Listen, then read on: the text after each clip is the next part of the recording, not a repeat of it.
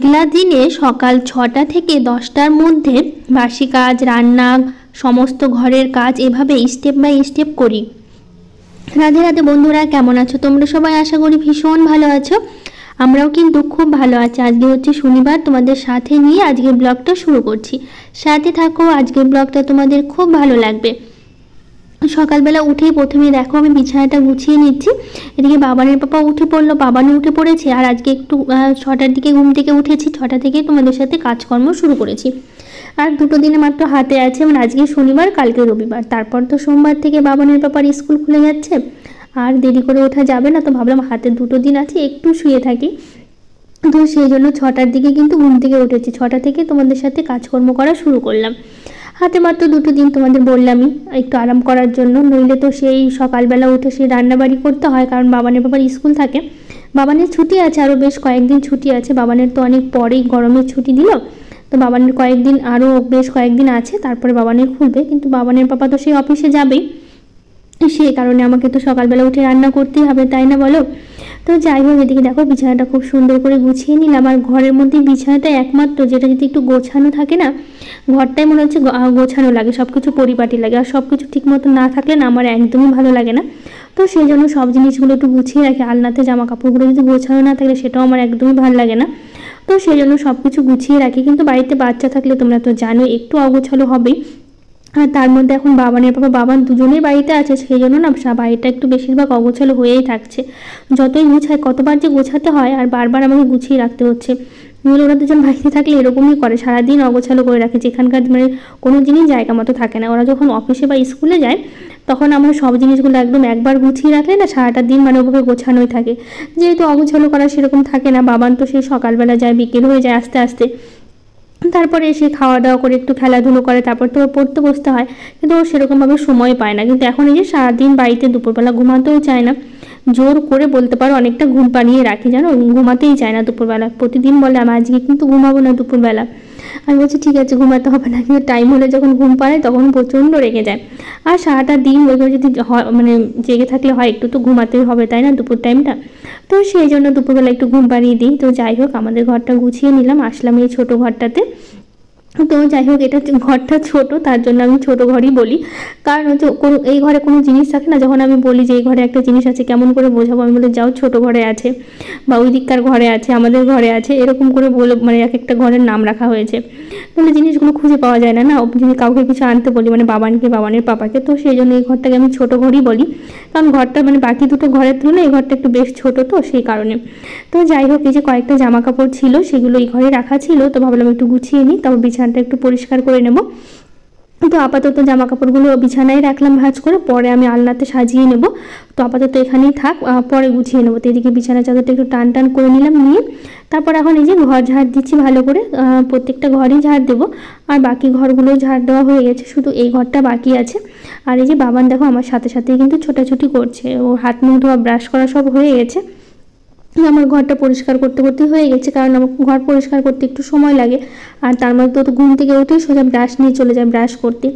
তো যাই হোক, এদিকের ঘরটা পরিষ্কার করলাম, করে নিয়ে তারপরে হচ্ছে এখন এই যে ডাইনিংটা ঝাড় দিচ্ছে। আর প্রচুর নোংরা বেরোয়, প্রত্যেকটা দিন ঝাড়টা দিই, তারপরও যাই না কেন এত নোংরা কোথা থেকে আসে। আর এমনিতেই মেঘলা মেঘলা ওয়েদার করছে, আজকে সকালবেলা মনে হচ্ছিলো যে বৃষ্টি হবে না, হয়তো একটু পরিষ্কার লাগছে। তো এইদিকে আবার দেখি কি যে দুপুর টাইমে আবার ভালো বৃষ্টি শুরু হয়ে গেছিলো। মানে কয়েকদিন ধরে এরকমই চলছে, এমন একটা দিন বা রাত যাচ্ছে না যে বৃষ্টি হচ্ছে না, একবার করে হলেও হচ্ছে, অনেক দিন ধরে চলছে আমাদের এইদিকে এরকম। তো এদিকে দেখো বাবান ব্রাশ করে নিয়েছে, নিজে নিজে হরলিক্স বানাতে পারে, তো নিজেই হরলিক্স বানিয়ে খেয়ে দিয়ে এখন থালাটা রাখতে গেল বেসিনে।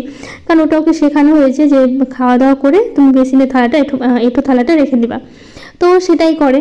তো যাই হোক, এদিকে সব কিছু ঝাড় দিলাম, তো ভাবলাম আজকে সিঁড়িটা ঝাড় দিই। তো সিঁড়িটা ভালো করে পরিষ্কার করে নিচ্ছি। তো সেইটা ঝাড়টা দিয়ে তারপরে হচ্ছে বাকি যে কাজগুলো আছে সেগুলো করব। তো এদিকে ঝাড় দিতে দিতে কিছু দিদিভাইয়ের কমেন্টগুলো পড়ি। নাজনিস ব্লগ থেকে দিদিভাই বলেছে, অনেক ভালো লাগলো দিদি আজকের ভিডিওটা, থ্যাংক ইউ দিদিভাই, অনেক ভালোবাসা তোমাকে। আর বলেছে সুপ্রিয়া ব্লগ থেকে দিদিভাই বলেছে তোমার কাজের কোনো তুলনা হয় না, এত সুন্দর, ভালো থেকো বোন। থ্যাংক ইউ দিদিভাই, তুমিও ভালো থেকো দিদিভাই, অনেক ভালোবাসা তোমাকে। তো এদিকে দেখো ঝাড় দেওয়ার সাথে সাথে আবার কী যে কথা বলছিলাম বাবানের বাবার সাথে আমার একদমই খেয়াল ছিল না। তো যাই হোক মনে থাকলে অবশ্যই তোমাদের বলতাম, আসলে কী বলছিলাম একদম ভুলে গেছি।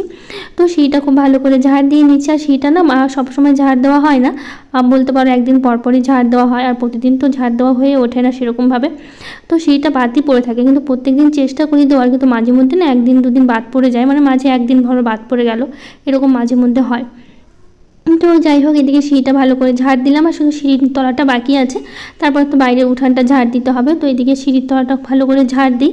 তো তোমাদের আজকে একটা জিনিস দেখাবো, জিনিস বলতে আমাদের বাড়িতে কয়েকটা বিড়াল এসে মানে এসছে আর কি, কালকে থেকে এসে আছে। তো আমাদের বিড়ালের বাচ্চাগুলো দেখাবো, এত সুন্দর কিউট না, আর এত খেলছে, তিনটে বাচ্চা আছে। তো তোমাদের সবটা দেখাবো, এদিকে কাজকর্মগুলো করি।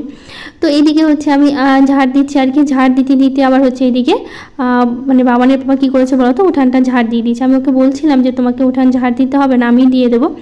তো কী করেছে বলো তো, আমি ঘর ঝাড় দিচ্ছি, বাইরে এসে দেখে উঠান ঝাড় দেওয়া হয়ে গেছে। আমি বললাম তোমাকে দিতে হবে কেন, আমি তো পারতাম দিতে।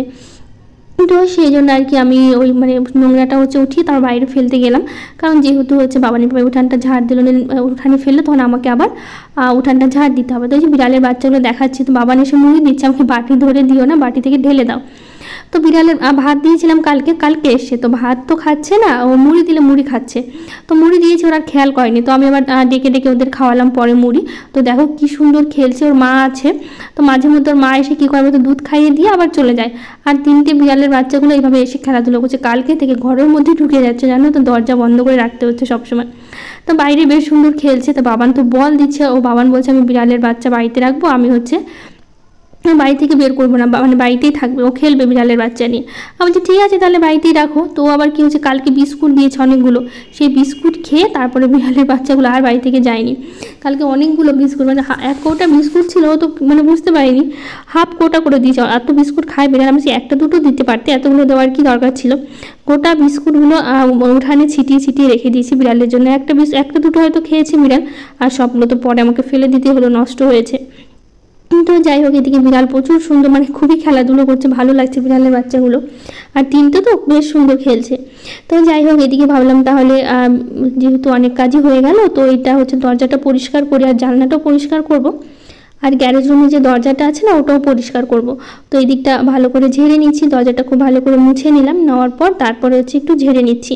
তো একটু মাকড়সা জাল ছিল, তো ভাবলাম ওটা একটু পরিষ্কার করে নিই। তো এই দিকটা মানে এই ডিজাইনগুলোতে না একটু একটু করে ধুলো, মানে মাকড়সার জালগুলো না মানে থাকে আর কি, তো সেই জন্য ভালো করে ঝেড়ে নিলাম, নিয়ে তারপরে হচ্ছে এদিকে গ্যারেজ রুমের দরজাটা ওটা পরিষ্কার করবো। আর সামনের দিকে আমাদের যে জানলাটা আছে না, ওর সামনের দিকে জানলা তো একটু বেশ ভালোই ধুলোবালি পড়ে, তো সেই জন্য ভাবলাম এটা পরিষ্কার করবার, পাশেরগুলো তো সেরকমভাবে করা হয় না, ওই সাইডে যাওয়া হয় না, সামনে তো এটা পড়ে, তো এটা সবসময় পরিষ্কারই রাখতে হয়।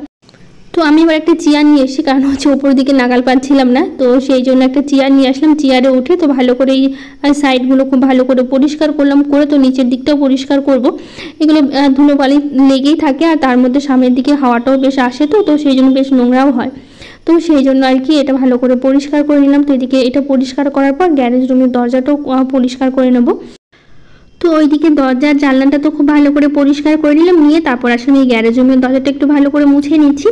তো এই গ্যারেজ রুমের দরজাটা মুছতে মুছতে একটা দিদিভাইয়ের কমেন্ট করি, মামনি দিদিভাই বলেছে জানো তো দিদিভাই, আমাদের না জবা ফুলের গাছ, টগর ফুলের গাছ আছে, কিন্তু কি বলো তো গাছগুলো না ফুল ফুটছে না, আর টগর ফুলের গাছে তো খুব পোকা লাগছে, জানো কি ওষুধ দেবো বলো তো যাতে গাছগুলো পোকা না লাগে।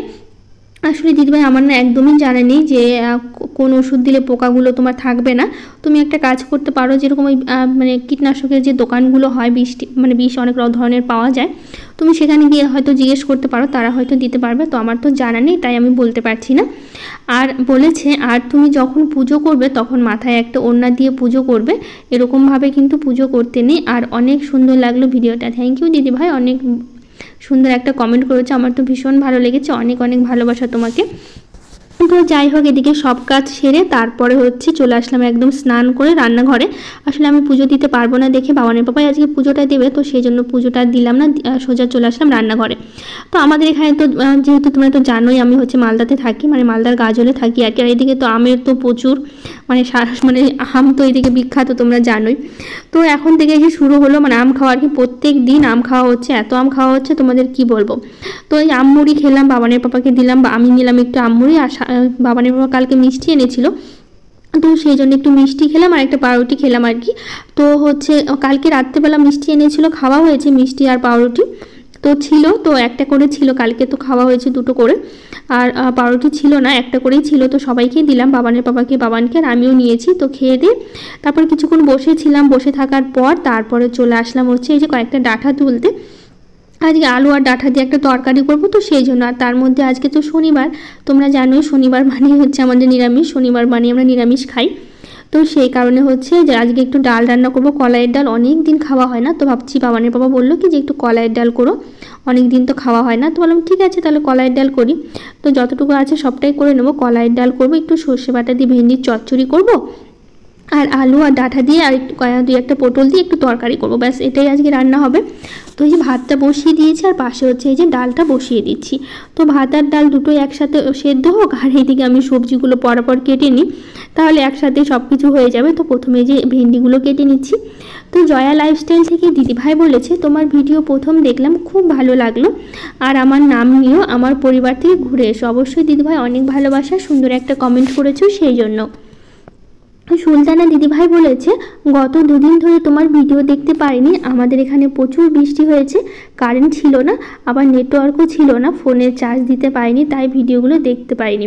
না গো দিদিভাই, তোমার অসুবিধা থাকতেই পারে, তুমি যখন মনে হয় তখন তুমি দেখো। আর আমাদের এখানে প্রচুর বৃষ্টি হচ্ছে, কিন্তু লাইন যাচ্ছে না, আমরা লাইন গেলেও না সঙ্গে সঙ্গে চলে আসছে, আর তার মধ্যে সেরকমভাবে লাইন যায় না আমাদের এই দিকটা আর কি। তো সেই কারণে আমাদের এখানে বলতে পারো যতই বৃষ্টি হোক লাইনটা থেকে যায়, যদি খুব বিদ্যুৎ চমকায় বা ঝড় হয় তখন একটু লাইনটা দেয়, মানে নিয়ে নেয় আর কি, তারপর আবার একটু করে চলে আসে, এরকমই হয়, কিন্তু সেরকমভাবে লাইন গিয়ে থাকে না। আর তার মধ্যে ইনভার্টার যেহেতু আছে খুব একটা অসুবিধা হয় না। তো যাই হোক, তোমার সুবিধা মতো তুমি দেখো তাহলেই হবে। অনেক ভালোবাসা দিদিভাই তোমাকে। তো যাই হোক, এদিকে যেহেতু আলুর তরকারি করবো, তো এইদিকে আমি আলুটা হচ্ছে ছোট ছোট করে কেটে নিচ্ছি, আর কয়েকটা পটলও কেটেছি। তো এইদিকে হচ্ছে বসিয়ে দিচ্ছি ভেন্ডির চচ্চড়িটা। তো ডালটা হোক, ডালটা হলে ওর মধ্যে আলু মানে আর ডাঁটার যে তরকারিটা করবো সেটা বসিয়ে দেবো। আর তোমরা তো জানোই প্রতিদিন আমি দুটো কড়াইতেই রান্না করি, আসলে এরকম অভ্যাস হয়ে গেছে এখন, এখন আর ছাড়তেই পারছি না, জানো তো। দুটো কড়াইতে না করলে মনে হয় যেন তাড়াতাড়ি হয়ই না, আর একটা কড়াইতে করলে মনে হয় অনেকটা সময় লাগছে রান্না করতে। তো সেই জন্য এখন দুটো কড়াইতে বলতে পারো প্রতিদিন করছি। তো এইদিকে হচ্ছে আলু ভেন্ডিটা বসিয়ে দিয়েছি, আর এদিকে হচ্ছে আমি এখন ডালটা ফোড়ন দেবো। তো এই শুকনো লঙ্কা তেজপাতা দিয়েছি, একটু জিরে দিলাম, আর দেবো হচ্ছে একটু আদা। তো এইটা ফোড়ন দিয়ে হচ্ছে ডালটা করবো। আর কলাইয়ের ডাল খেতে খুব একটা আমার ভালো লাগে না, কিন্তু বাবানের পাপা খেতে খুব পছন্দ করে, তার জন্য ওই বললো দেখে আমি কলাইয়ের ডালটা করছি। তো যাই হোক, এদিকে খুব ভালো করে ভেজে নিয়ে তারপর ডালটা দিয়ে দিলাম হচ্ছে ফোড়নে। তো যাই হোক, এদিকে ফোড়নটা দিয়ে তো ডালটা কিছুক্ষণ ফুটিয়ে নেব, নিয়ে তারপরে নামিয়ে নেব। তারপরে করব হচ্ছে আলু আর ডাঁটার একটা তরকারি।